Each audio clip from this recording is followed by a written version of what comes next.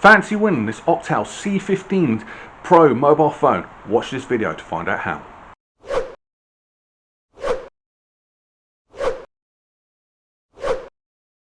Tron Legacy is a 2010 science fiction action film from Walt Disney. It tells the story of Sam Flynn, who after 20 years receives a message from his missing dad and starts the journey to try and find him. That journey takes him into the Grid, a computer system that is populated by computer programs but also has very dangerous games in them. But the lead program, Clue, has his own agenda. Upon release, the film actually received quite mixed reviews. It was praised for its visual effects and obviously its soundtrack, but it was also criticised for the casting and the cast performances and also the story. So what we are going to talk about today is we're going to log onto the Grid and discuss 10 things that could have made Tron Legacy better. Well, as you're here, why don't you hit that subscribe button, also hit the like button, and also hit the share button. Share it with your mother. That's great. Also, because we are talking about this film in its entirety, there are going to be spoilers throughout this video, so don't derez me if I spoil the film for you. So, the main reason why you're all here, how to win this mobile phone. It's been donated to me by Scott Pinhorn, who did a video where he reviewed 3 phones from Amazon. There's a link to the video up here, and obviously the actual video is being played in the Berry telly. Now, this phone's been used for that review and then was sent straight to me, and there's a competition to actually win this mobile phone. Now, all you have to do is keep an eye out for Scott. He will pop up at some point during this video, and all you have to do is just put the timestamp in the comments. Every entry will get entered into a prize draw.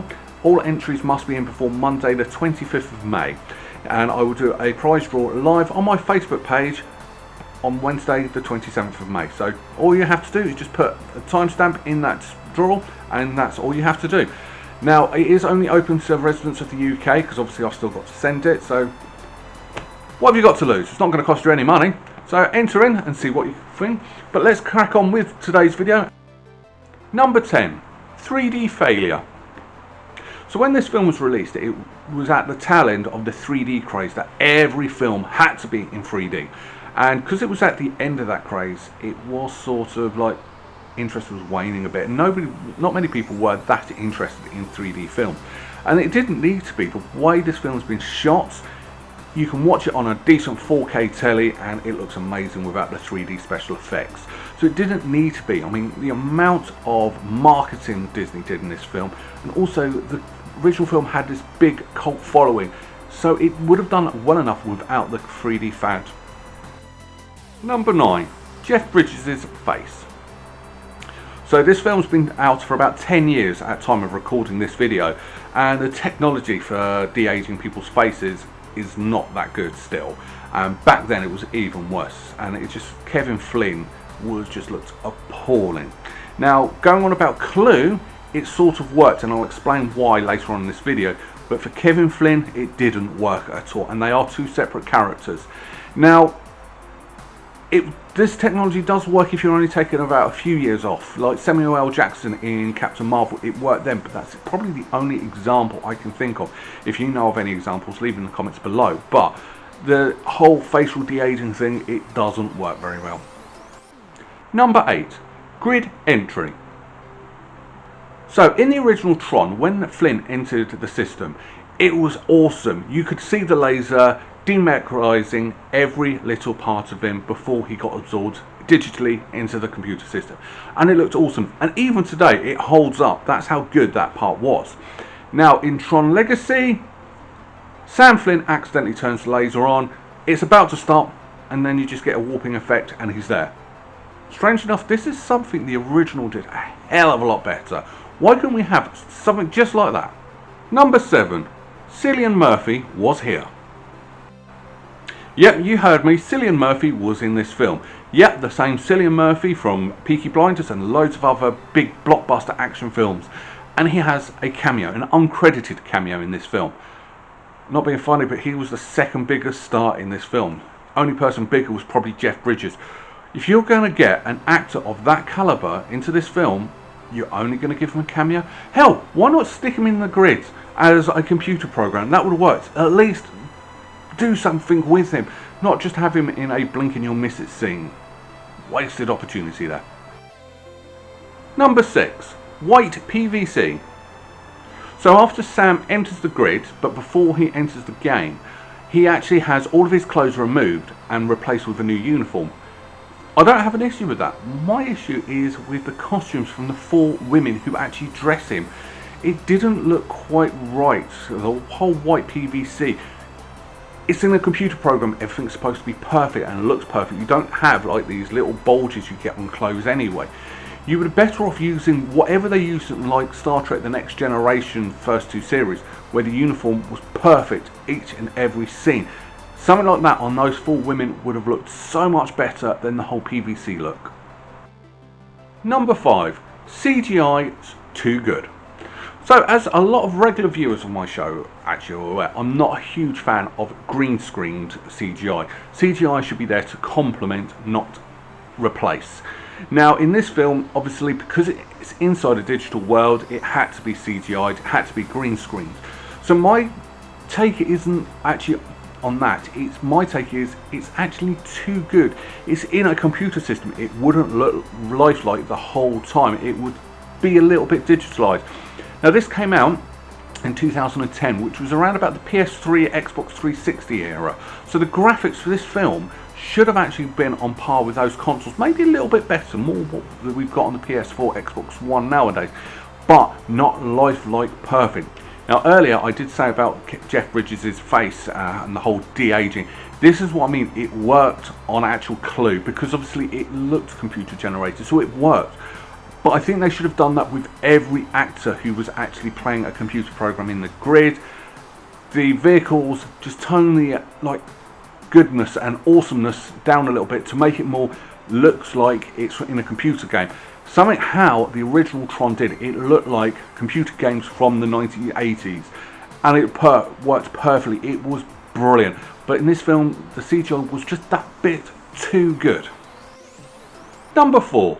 Original story. I reckon that if you put both films on the screen at the same time, have the original at the top and Tron Legacy at the bottom, and actually played them at the exact same time, it would actually probably be the exact same film. And that's a big flaw, and I mean a really big flaw in this film. It's not really original. Now, if you want to know what I mean, both films start off with both Flynns hacking into Encom.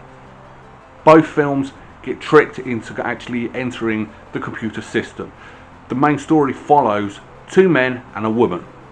Both stories have a journey on a freight train on top of a beam of light. Both films finale take place in front of a beam of light shooting up into the sky. This is from both films. It follows the stories too closely. Now, there are some differences, but they are very slight. Overall, you are just watching the same film again. There isn't actually that much difference between the 2 stories. Number 3, Henchman Tron. So in a film about Tron, the rest of this list is all about Tron. Because let's face it, Tron was missing a lot through this film. Or was he? That's the thing. Tron was relegated to a henchman. He wasn't the primary antagonist. He wasn't even the secondary. He was a glorified henchman. Now, don't get me wrong, he was a cool henchman, and some of the moves he did were awesome, but in a film called Tron, a film named after this character being reduced to a tertiary role, is not what we want. We actually wanted to see a lot more Tron, and with the Tron you gave us, we would have probably loved it. Number 2, Tron purring. Yep, all the way through this film, Tron purrs like a electronic fax machine. That's the only way I can really describe it. But it was a bit annoying, really annoying actually. Why did he do that?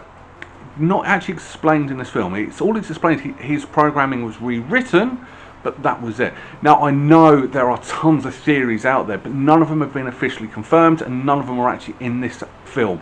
And that's what I'm looking for, is an explanation in this film, which this film failed to give us.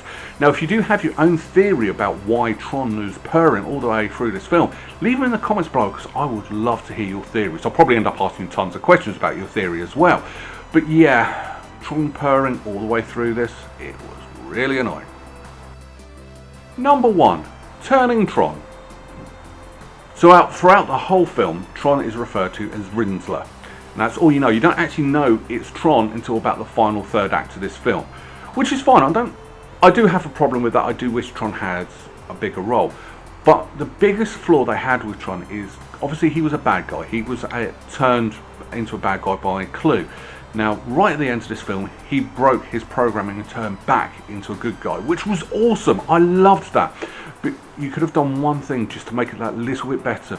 Have Rinsler take off his mask when he comes into a good guy again and actually show Bruce's face. I can't pronounce his last name. I do apologise, and I am a fan of that actor as well.